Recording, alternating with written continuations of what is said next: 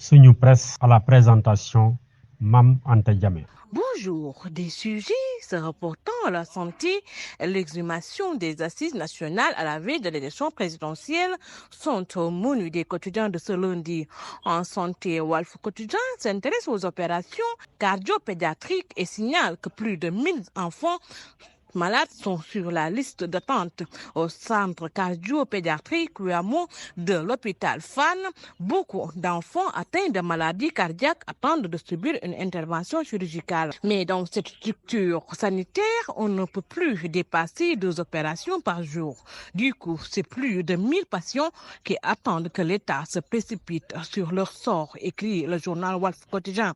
Le journal se fait écho du cri de cœur du docteur Sakuna Diagne, correspondante de Monaco Collectif Humanitaire au Sénégal, lancé ce samedi dernier lors de la célébration des 15 ans d'existence de la dite structure. En santé toujours, le quotidien Busby dresse le portrait du colonel Yohanidou Wanja, directrice de l'hôpital militaire de Wakam, où a été réalisée récemment la première transplantation rénale au Sénégal.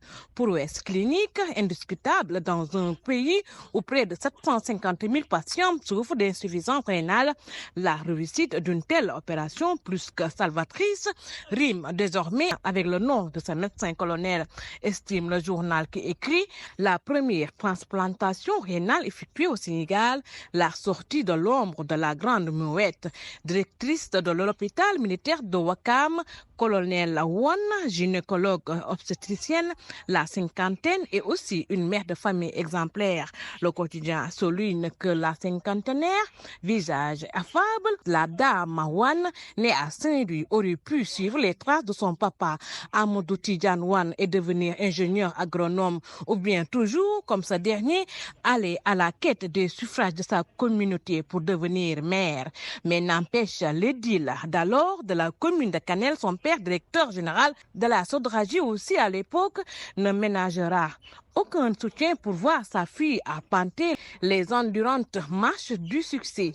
À 3 mois de l'élection présidentielle, Sud Quotidien note que des acteurs politiques et universitaires recommandent les conclusions des assises nationales et de la Commission nationale de la réforme des institutions. Des acteurs politiques et universitaires sont montés au créneau pour alerter sur la nécessité d'une refondation du modèle démocratique sénégalais sur la base des conclusions des assises nationales et des recommandations de la Commission nationale de réforme des institutions. S'exprimant le samedi 2 décembre lors du séminaire de partage des conclusions des assises nationales et des recommandations de la Commission nationale de réforme des institutions, initié depuis le 25 novembre dernier par le site d'information Séné Plus en partenariat avec des mouvements citoyens Demain Sénégal et Sursaut citoyen, ils ont déploré la crise persistante de la démocratie sénégalaise, rapporte le journal Sud Quotidien. Le journal LAS note qu'une décennie après,